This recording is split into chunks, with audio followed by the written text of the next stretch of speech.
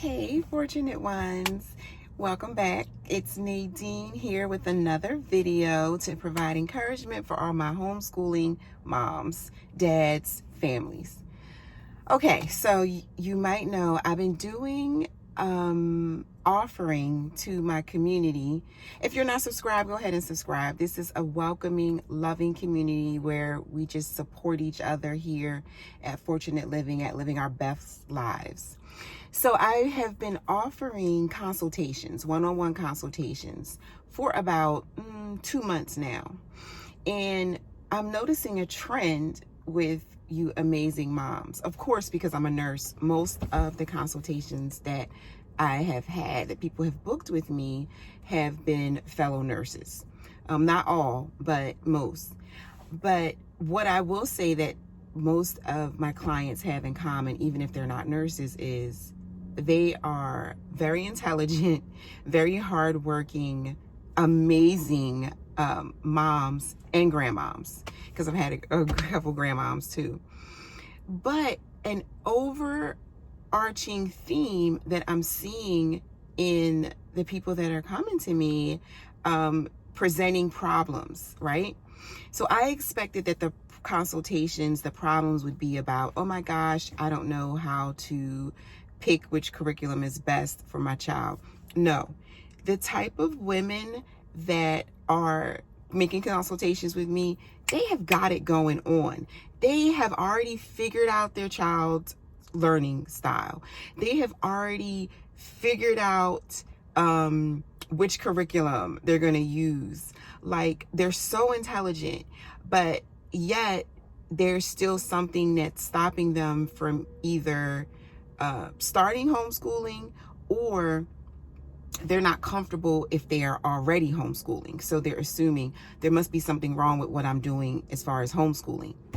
So I'm going to tell you what I'm finding is they're not doing anything wrong with them homeschooling. Like, they have gotten everything set up for these children's academic and social emotional success. What I started recognizing as like the same problem is they are not confident that they can homeschool their children. And I'm like, oh my gosh, it doesn't matter if they're rich, poor, black, white, Hispanic, like, it doesn't matter. The blocks that they're having are not blocks to their ability, finances, any of that. Because we know you can homeschool for $100, you can homeschool for $5,000. I've done that. So, for the year. So it's not what they think the problem is. But, as we go with the consultation, I have like certain questions that I ask. I'm in my car because I'm going to go to the gym, but I just was reflecting as I was driving here on a couple of consultations that I've had over the past week. And I'm like, this is what's happening. Let me bring this information, to the community. So it's that they are not secure they're not confident in what they're doing. And I recognize this. Like, so I wanted to just like yell at them, honey, girls run this thing. What does Beyonce say? Girls run this mother. And it's true. We do. I love men. I love my husband. I've always wanted to have sons from a very young age. My girlfriend that I went to college with reminded me that, Nadine, you always said you wanted 2 sons, and you've got 2 sons. You got exactly what you wanted. So it's not that I don't love, respect, and need a man to live the way I want to live, but girls run this mother. We bring the life here. We are that usual connection to the divine, that connection to God. We run this mother. So what is this disconnect? It is a self-confidence problem, a disconnect from the Almighty. Okay, so now let's look at this. Most of the people that come to my channel have Christian values. They're not all Christian, and when I say Christian values, I'm talking about the values that are regarding the family, regarding love, regarding kindness to others. So there are numerous other world religions that have those same values. But because I was raised in the United States as a Christian, I'm often going to refer to Christian values because that's just the cultural tradition that I was raised in. But I have been around Islamic homeschool moms, even homeschool moms that were, when we were in Colorado, like they were atheists, but we had the same values, right? So you do you, boo. As long as we have the same values, I'm comfortable being around you. So anyway, how can we be a part of these Christian values, which most of my viewers are, and doubt ourselves? Isn't God with you? Isn't God with you when you're praying for a miracle at the bedside of a baby? Isn't God with you when you're praying for your finances to be rearranged? He answered your prayers. So what you think, God not in the homeschool business? God is in the homeschool business. So what's blocking that connection between homeschool moms and God being with them, that confidence that this can't go wrong? I had those same blocks. Now, my blocks were fear, which you can't reside. Love and fear, God is love. You can't, fear and love can't occupy the same space. I had fear, a lot of fear tied around my daughter's tied into my daughter's disability, tied into, you got to remember, over 10 years ago, up in the Northeast, 15 years ago, up in the Northeast, nobody was homeschooling. Like I always told y'all, the only thing I ever heard about homeschooling was some crazy man in the Midwest with 10 child brides. But God literally 15 years ago told me, you're going to homeschool. And I made that decision in a day. Went to pick my daughter up at the public school, private, what was it called? Self-contained, multiple disability special needs program. That was the classroom she was in at the time. Went to pick her up that day, never took her back again. God clearly told me she don't need to be there. I was obedient, but then I was homeschooling out of fear. Then I was also homeschooling out of fear of what was going to happen, fear of me not being able to provide her what she needed. In the school, she had a whole team of people that worked with her. PT, OT, a psychologist. She had a one-on-one helper. She had her teachers.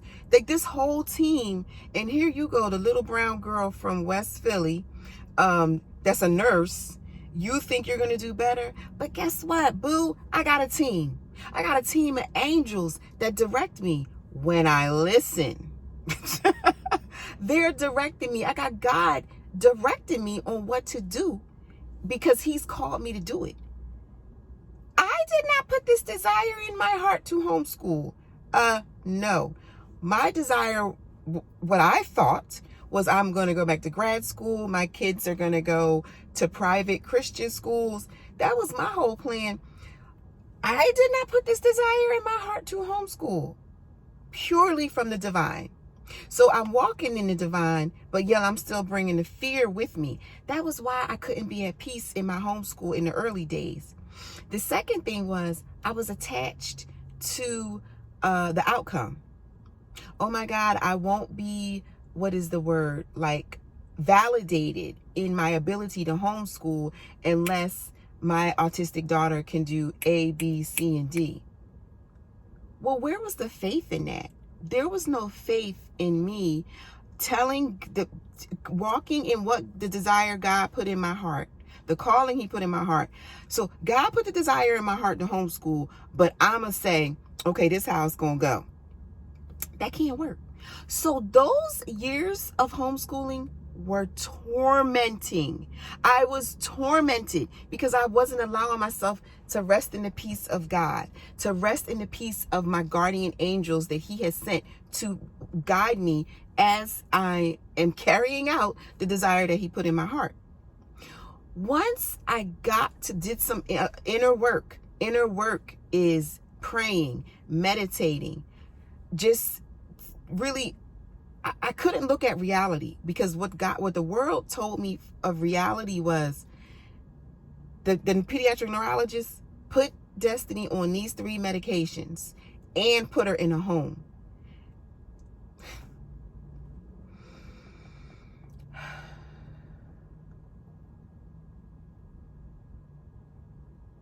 So whenever I say that to this day, 20 years later, it is such a negative feeling that comes over me. That emotion is so negative. It doesn't resonate with me at all. It doesn't resonate with the God that lives in me. My team of angels probably booing, like they booing and throwing stuff at the doctor in the spiritual, because no, this is my life. This is my daughter. This is my calling to homeschool, and we're going to enjoy it. And that's when God started bringing me all the information. Like, for instance, that information that gave me so much peace was when I realized, yeah, you can still work, and you don't have to homeschool her 6 to 8 hours a day for her to progress. Then her brother, I didn't know initially I was going to homeschool him. No, you can homeschool him. You can homeschool the smart boy. He can be proficient in mathematics. He can be proficient in language arts, even though you're the girl from West Philly, right? Raised by the single parent. Like, all these things were these lies in the natural that I was not believing that God put this in my heart, and we were going to be successful with it. We were going to be successful because that's what God said. And God is living in me. And I feel good when I'm homeschooling from a place of peace. So I had to work and ask God to help remove the fear. And I had to pray to God to help remove these expectations. And once I did that, man, we started having big fun in our homeschooling. My husband was happy about the homeschooling. My kids were thriving in whatever it is they wanted to do. There was a point where Destiny wanted to dance. We were at the dance studio every day. She was in 4 different types of dance. And then one day she was just like, dance is not, okay, let me not just say one day. This is how you got to move in faith and believe and in peace. She just one day was like, I don't want to do dance anymore. Dance is not good for me. And this was the second time she had done that. She had done that at a much younger age when she was taking piano. Oh, she was excited. And then one day she just was like, piano's not good for me anymore. But girl, we done bought a piano. Piano's not good for me anymore. And she just stopped. And now she was doing dance. She just was like, dance is not good for me anymore. And she just stopped. And what I'm realizing is Destiny is so in tune with God. And because she doesn't completely know all the social rules, she says whatever God puts on her heart. We need to be more like Destiny. And say, maybe not say it out loud because it can hurt people's feelings, but realize that that's our truth that God has put in our heart, and to walk in that truth, right? So that was how I was able to allow her without fear in, oh my gosh, what is she going to do all day? She has to do something all day. Just believing like, okay, we're going to be led by the Holy Spirit of God that is telling her this is what she needs to do. Then with my son, he's now a college student, a successful college student. It was like, oh, I've got to be an athlete. I've got to be in the NBA. I don't know if he actually said he wanted to go to the NBA, but he did want to play college ball. Okay. I don't know anything about sports. My husband is definitely a sports person, so he was able to help with that. And then it was like all of a sudden he's like, nope, we spent years, thousands of dollars on this AAU basketball. Then he was picked up by an Adidas sponsored basketball team that went on for like 4 years. He was offered a college scholarship. And then he just says, no, I'm going to be an actor. I won't be able to pursue acting if I'm on a college basketball team, because it's very intense when these children are playing college basketball. They're really not there for their education. If it's a D1 school, they are Division I basketball. They are not there for their education, and they tell you that. They are there to play basketball. They tell them what major they can major in college. They tell them, they dictate a lot to those college athletes. He didn't want to do that. He's like, oh no, I want to be an actor. He had always been involved with musical theater. But when the Holy Spirit told him, nope, this is what I want to do, because of my faith in God that has just worked over the past 10 years, when I finally came to peace, I was like, okay, guess what? The boy has been in a national commercial. The boy has been in a national TV show. He's been on Leverage Redemption. He got a 2-minute part that paid thousands of dollars. So I'm like, the angels are with you, baby. Listen to what God tells you. Mom will support you. So if I had remained in fear of, no, we don't have time for you to pursue this acting. No, we have invested a whole lot in this college basketball scholarship, and now you're just in the 9th hour saying you're not going to take. He had a college basketball scholarship, and he had numerous academic scholarships, because he got one of the highest SAT scores in our region. So so they separated, and he, as an African American, he got one of the highest SAT scores. So he had tons of academic full rides. Mom, I'm not being led to that. I supported him. Okay, because you grown. You about to handle this financial responsibility. Money is pouring in. The money is pouring in from his acting career. We would have never known that if we had gone into a program of fear of what is acceptable. We would not, my husband and I would not have been able to support him in what God was putting in him. So I just have so many examples of that. So what I am now advising my clients is, when we do the questioning of, okay, you got your curriculum straight. Bam. Okay. You know how to set up your day. Bam. Okay. And then we keep asking questions, and then they realize that it's complete fear, lack of faith, fear, faith. They can't reside together. Love, fear can't reside together. So it's like they have this epiphany, and they get peace about, oh, everything is perfect. Let me keep walking this out with God. So that is my encouragement to you.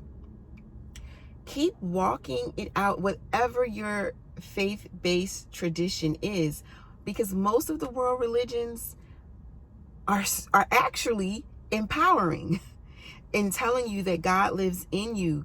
God can help you with all things. The holy books are all promoting that. But there is this fear that is spread in the world, this fear of lack, this fear of failure. And then it seeps into the holy religions, which none of them actually preach that. So really get into what your faith is, however you're able to connect with God. If your religion is just up in your living room, praying and believing that what you see in nature is never lack. What you see in the world is always another day, another opportunity, the joy yet again going on. Tune into that and bring that faith and belief and peace into your homeschool journey, and you'll enjoy it so much more. Your children will enjoy it so much more. And they are going to grow in ways that you didn't know, because it's always one step at a time. You don't have an attachment to the goals that the world says you're supposed to strive for. Walk in faith, and hope.